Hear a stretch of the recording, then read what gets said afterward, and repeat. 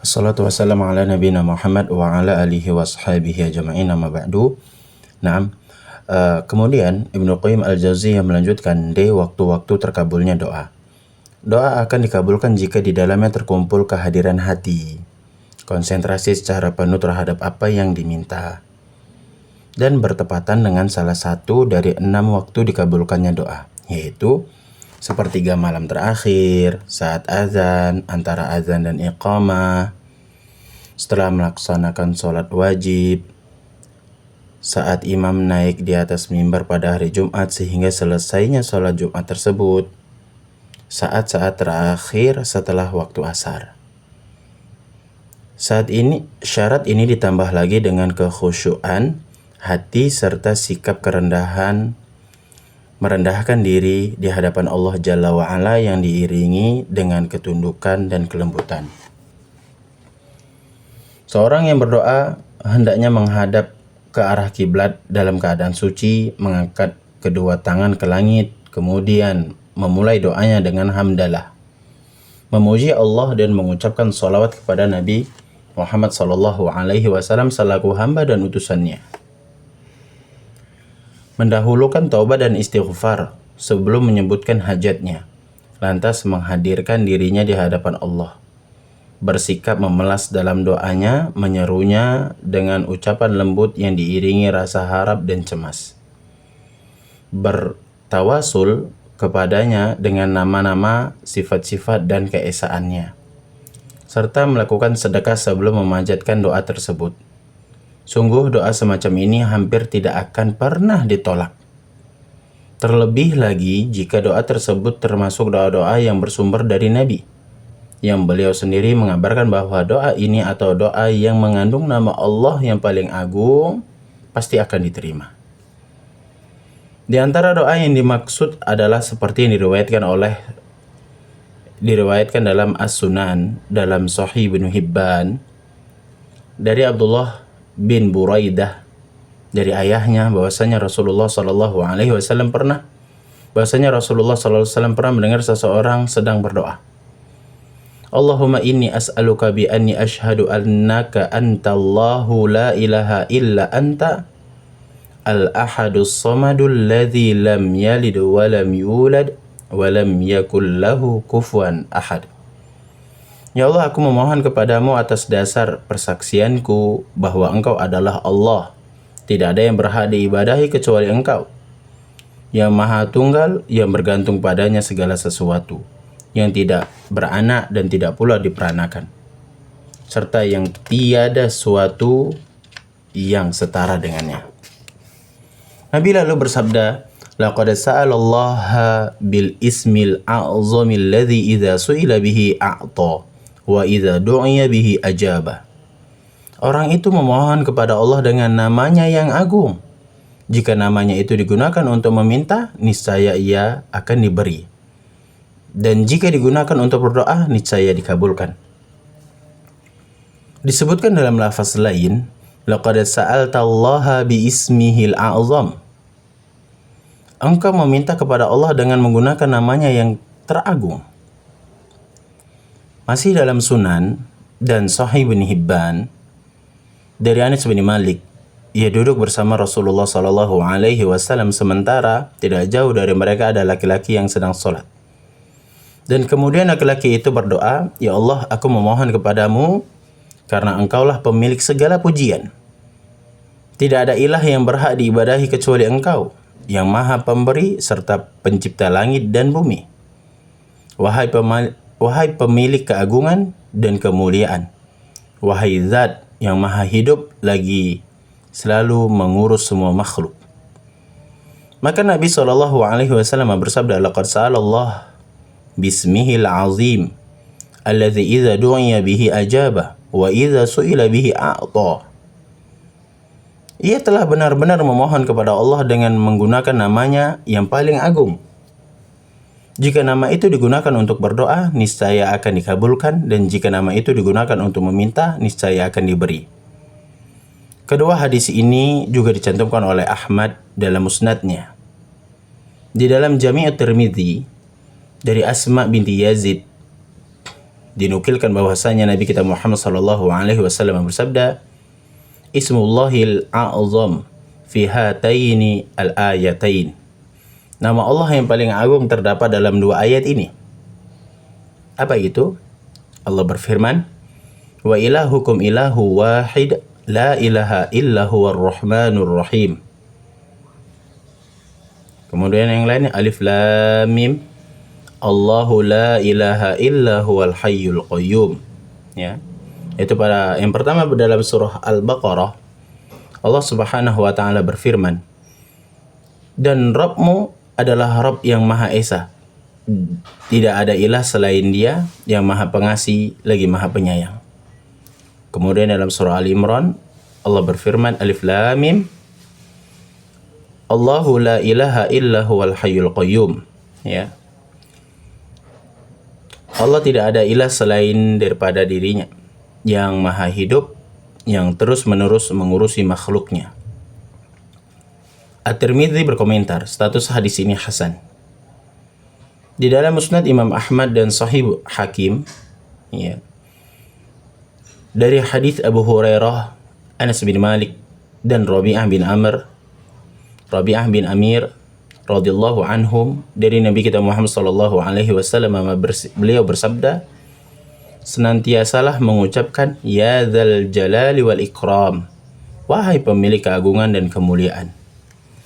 Maksudnya, akrabkanlah diri kalian dengan bacaan atau zikir tersebut dan bacalah ia selalu.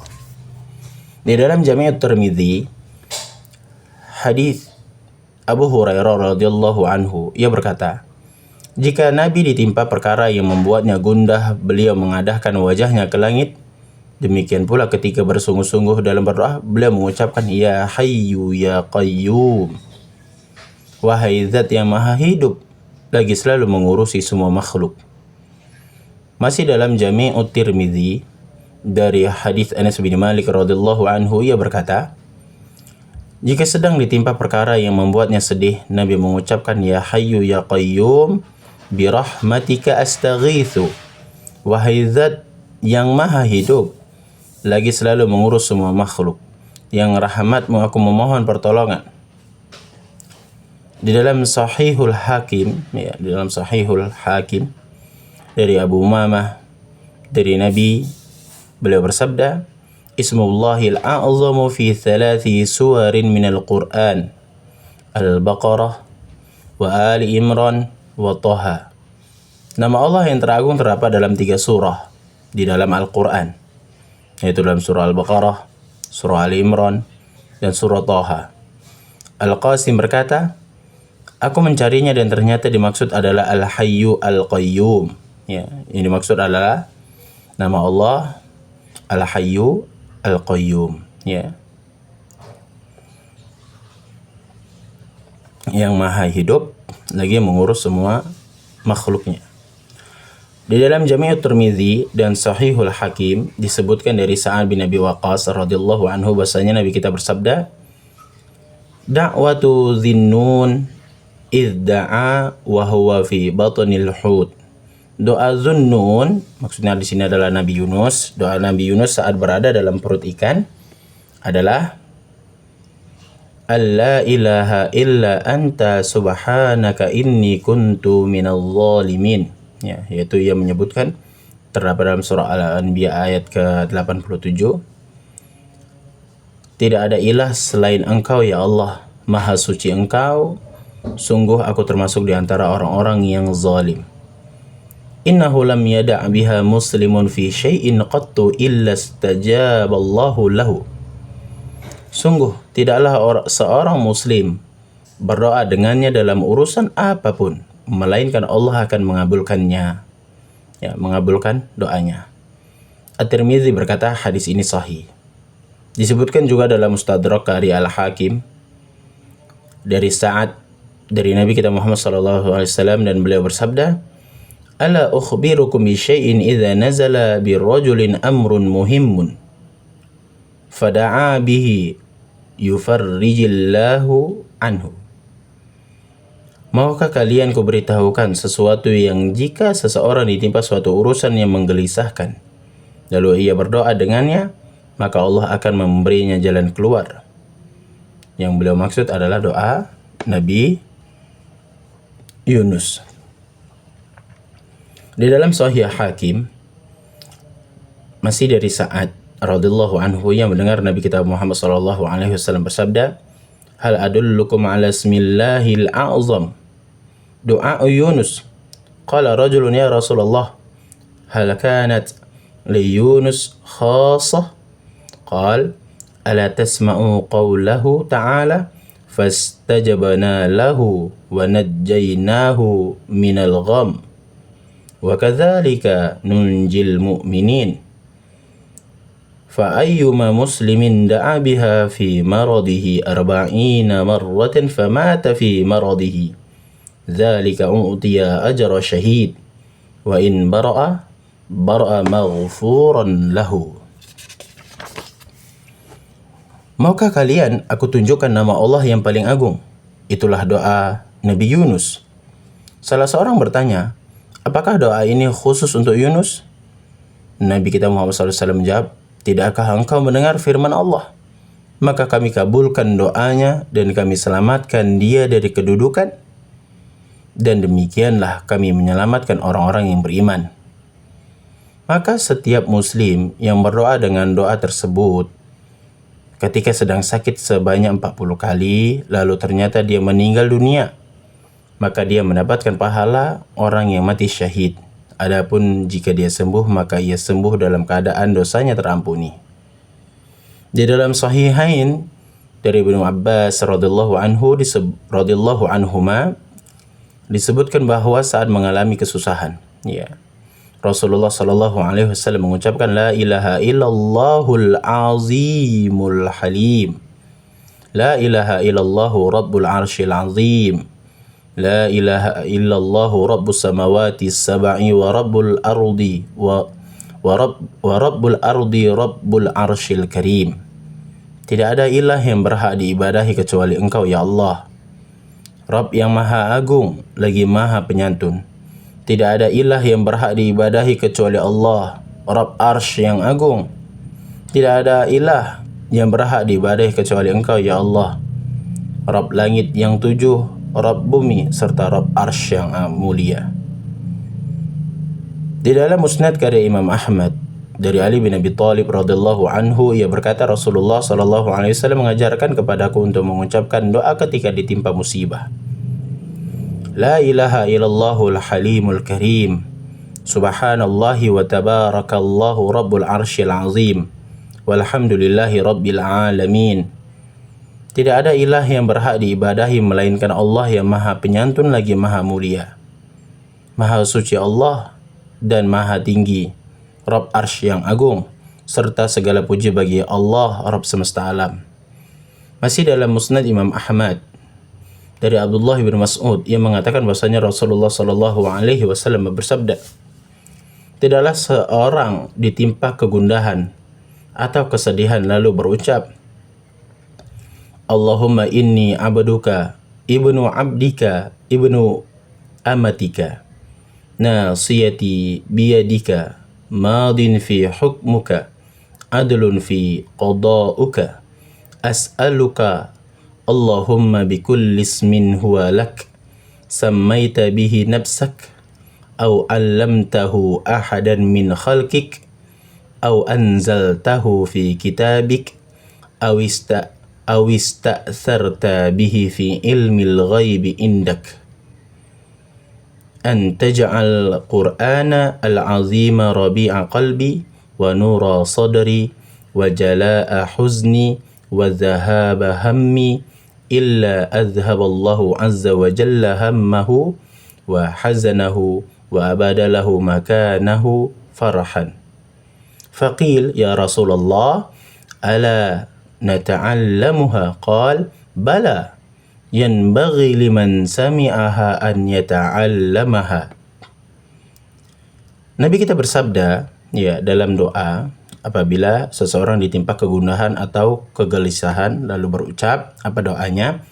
Sebagaimana yang telah kita sebutkan dari lafaz Arabnya, ya Allah, sungguh aku adalah hambamu, anak dari hambamu. anak dari hamba wanitamu, ubun-ubunku di tanganmu, hukummu berlaku bagiku, serta ketetapanmu itu adil terhadapku. Ya Allah, aku meminta kepadamu dengan segala nama yang engkau miliki, yang engkau namai dirimu dengannya, atau engkau ajarkan kepada seorang hambamu, atau engkau turunkan dalam kitabmu, atau engkau rahasiakan dalam ilmu ghaib yang terdapat di sisimu. Maka jadikanlah Al-Quran yang mulia sebagai penyejuk hatiku, cahaya bagi dadaku, pelenyap kesedihanku, dan penghilang kegundahanku. Ya, itu doanya. Kemudian Nabi kita Muhammad SAW mengatakan, illa azhaballahu azza wa jalla hammahu wa hazanah. Ya, melainkan Allah akan menghilangkan kegundahan dan kesedihan orang tersebut, kemudian menggantikannya dengan kegembiraan. Fakil, kemudian seseorang bertanya kepada Rasulullah, ya Rasulullah, ala nata'allamuha? Ya Rasulullah, bolehkah kami mempelajarinya? Kata Rasulullah, bala, tentu. Yan bagi liman sami'aha an yata'allamaha. Sudah seharusnya bagi seseorang yang mendengar doa tersebut untuk mempelajarinya. Abdullah bin Mas'ud berkata, tidaklah seorang Nabi tertimpa kesusahan, melainkan ia akan memohon pertolongan kepada Allah dengan bertasbih. Ibnu Abi Dunya menyebutkan dalam Al-Mujabin fid Du'a dari Al-Hasan, dari Anas bin Malik, ia berkata, ada salah seorang sahabat Nabi dari kalangan Ansar yang diberi kunyah atau julukan Abi Mi'laq. Ia terkenal sebagai seorang yang rajin beribadah dan wara', sekaligus sebagai pedagang yang berniaga dengan harta pribadinya maupun harta orang lain di berbagai tempat. Suatu kali ia bertemu dengan seorang perampok bersenjata di tengah perjalanannya. Letakkan barang-barang yang kamu bawa, sungguh aku akan membunuhmu, kata perampok tersebut. Mengapa Anda menginginkan darahku? Urusanmu hanyalah hartaku, kata Abu Mi'laq. Aku menginginkan harta dan darahmu, gertak perampok tersebut. Jika Anda tetap ingin membunuhku, maka izinkanlah aku sholat 4 rakaat terlebih dahulu. Ya, ini balasan dari Abu Mi'laq. Sholatlah sesuai dengan keinginanmu, seru perampok tadi. Abu Mi'laq lalu berwudu dan sholat 4 rakaat. Di antara doa yang ia panjatkan di akhir sujudnya adalah, wahai yang maha pengasih, wahai pemilik arsy yang mulia, wahai yang maha kuasa untuk berbuat apa yang dia kehendaki, aku memohon kepadamu dengan keperkasaanmu yang tidak dapat dijangkau, dengan kerajaanmu yang tidak mungkin diraih, dengan cahayamu yang memenuhi tiap sudut arsy-Mu. Lindungilah hamba dari kejahatan perampok ini. Wahai yang maha penolong, tolonglah aku. Wahai yang maha penolong, tolonglah aku. Ia mengulanginya sebanyak 3 kali, yaitu Abu Mi'laq mengulangi doa ini sebanyak 3 kali. Tiba-tiba datanglah seseorang penunggang kuda dengan membawa sebilah tombak pendek di tangannya. Ia meletakkan tombak tersebut di antara kedua telinga kuda tersebut. Dan saat perampok tadi melihatnya, ternyata penunggang kuda itu melaju ke arahnya lalu menikam dan membunuhnya. Lalu ia menghampiri Abu Mi'laq seraya menyapa, berdirilah. Ayah ibuku sebagai tebusanmu, siapakah Anda? Hari ini Allah telah menolongku dengan perantaramu, tanya Abu Mi'laq. Penunggang kuda memberitahu, aku adalah malaikat penghuni langit keempat. Ketika engkau mengucapkan doa pertama, aku mendengar suara gemerincing di pintu-pintu langit. Ketika engkau mengucapkan doa yang kedua, aku mendengar suara bising pada penduduk langit. Lalu engkau mengucapkan doa yang ketiga, sehingga dikatakan kepadaku, ini adalah doa orang yang ditimpa bencana. Selanjutnya aku meminta kepada Allah supaya menyerahkan urusan pembunuhan perampok tadi kepadaku. Al-Hasan berkata, barang siapa yang berwudu lalu mengerjakan sholat 4 rakaat dan berdoa dengan doa tadi, maka doanya akan dikabulkan, dan dia sedang ditimpa bencana ataupun tidak. Barakallahu fikum.